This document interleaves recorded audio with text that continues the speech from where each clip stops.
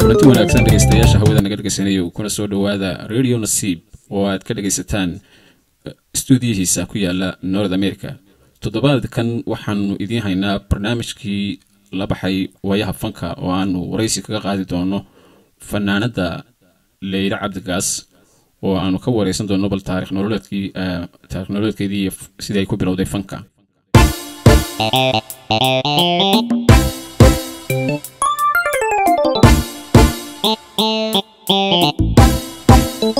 waxaan Leyla kuleeyahay ku soo dhawow Radio Nasiib. aad baad mahadsantahay Cabdulaahi soo dhaweynta adigu soo dhaweysay Radio Nasiib.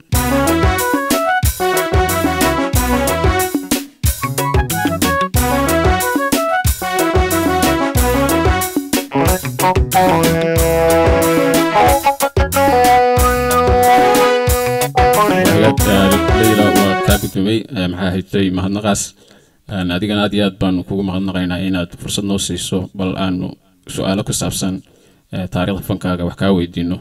bal marka ugu horeysa su'aasha ugu horeysan ku weydiinaya waxa weeyaan bal taariikh nololeedkaaga warbixin yar oo kooban naga sii. waxaan Leyla kuleeyahay ku soo dhawow Radio Nasiib. aad baad mahadsantahay Cabdulaahi soo dhaweynta adigu soo dhaweysay Radio Nasiib. Leyla waa ka gudbay maxaa haytay mahadnaqaas adigana aad iyo aad baan kugu mahadnaqaynaa inaad fursad noo siiso bal aanu su'aalo ku saabsan taariikhda fankaaga wax ka weydiino.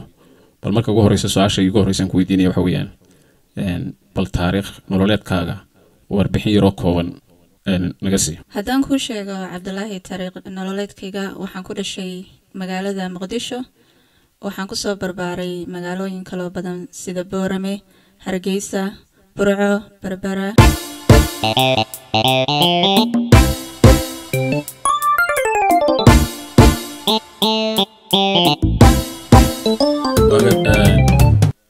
Leyla waxaan jecelahay markan bal inaan ku weydiiyo fanka Soomaalida ama fanaanad noqoto maxaa kugu dhaliyay bilowgii? fanku waa dhaqankeeni iyo hidaheeni weligeed waan jeclaa inaan heeso marka taas la awligeeda ayaa igu dhalisay inaan heeso.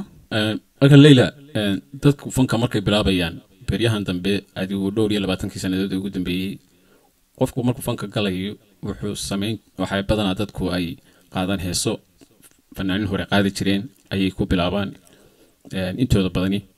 adigu ma heesihii hore ayaad ku bilowday fanka mise heese aad adigu leedahay oo aad adigu qaaday ayaad fanka ku bilowday? waxaan fanka u yeeshay nasiib inaan anigu heesaan leeyahay ku bilaabo. Leyla ustaadii sheegtay waxaad kugu dhiirigeliyay baa tiri dad khibrad u leh fanka oo iga gacan qabta ayaan helay deedna waxaan ku dhiiriday inaan heesa aan leeyahay aan qaado oo aan fanka ku soo galo.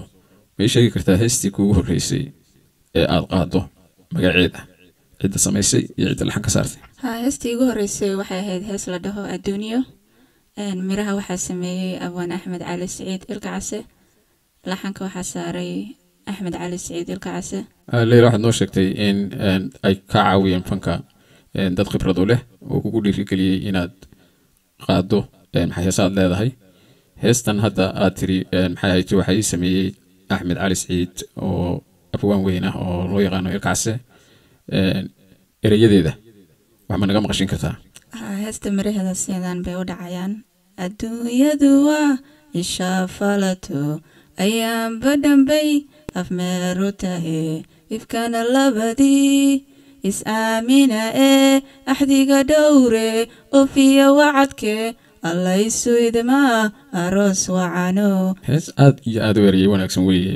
waxa ma is leedahayba sidaada baan ku codbacantay music buu ma mahnaa codkaagu. bal heestaas ayaynu u saaranaa dhegeystayaasha si ay noola dhegeystaan.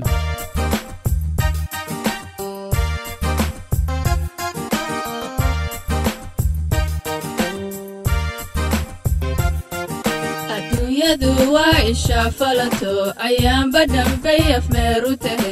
adduunyadu waa isha falato ayaan badhanbay afmeeru tahe ifkana labadii is aamina ifkana labadii is-aamina أحدق دوري أوفي وعدك أحدق دوري أوفي وعدك. يا سلام هيس آدي آد ودبعسين وحن فيلي يا رجستياشنا إني آدي آد وهلين إريدا يعودك يلحق كل هيس تاس.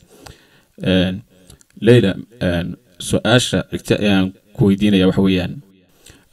حويان waxa aad hadda tamacsantahay Leila aad ku tala jirto mustaqbalka inaad samayso ayay su'aashaydani ku saabsan tahay marka adoo soo koobaya ma sheegi kartaa waxyaalaha aad ku tala jirto maxay tahay waqtiyada soo socda as leedahay fuli waxaan qorsheynayaa album soo bixi doona insha Allah 2015 oo magaciisa la dhaho Dhagay Jalaq albumkaas oo ku jiraan heeso badan oo wada kulligood cusub oo aniga aan iska leeyahay okay Dhagay Jalaq ba ayaa la yiraahdaa baatiri albumka muxuu magaca kula baxay Dhagay Jalaq wuxuu kula baxay magaca waxa ku jirta hees la dhaho Dhagay Jalaq heesta Dhagay Jalaq albumka aad ugu magac dartay yaa sameeyay erayadeeda laxankan ayaa ku saaray heestaas laxanka iyo marahaba waxa sameeyay abwaan Axmed Cali Saciid Ilkaas bal Leila heesta Dhagay Jalaq erayadeedu iyo laxankeedu qaabku u dhacayo xogaa managa maqashin kartaa taniyo darartu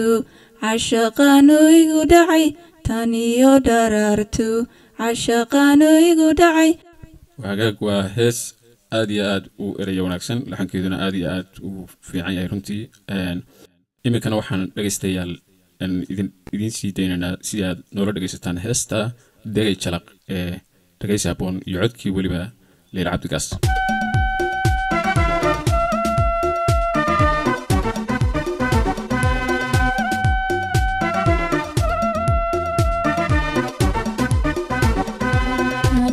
darartu ashaqanu igu dhacay taniyo darartu ashaqanu igu dhacay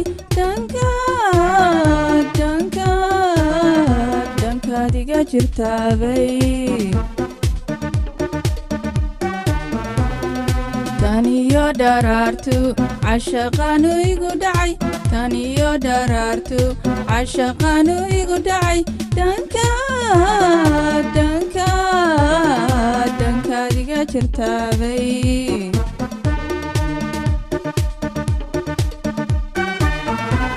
dayuhudarada wali dhuganayaano dayuhudarada wali dhuganayaano dhegowaadi mooye labkala dhawaaqi dhegowaadi mooye labkala dhawaaqi dhagay jalaq mamanoran dhagay jalaq mamanoran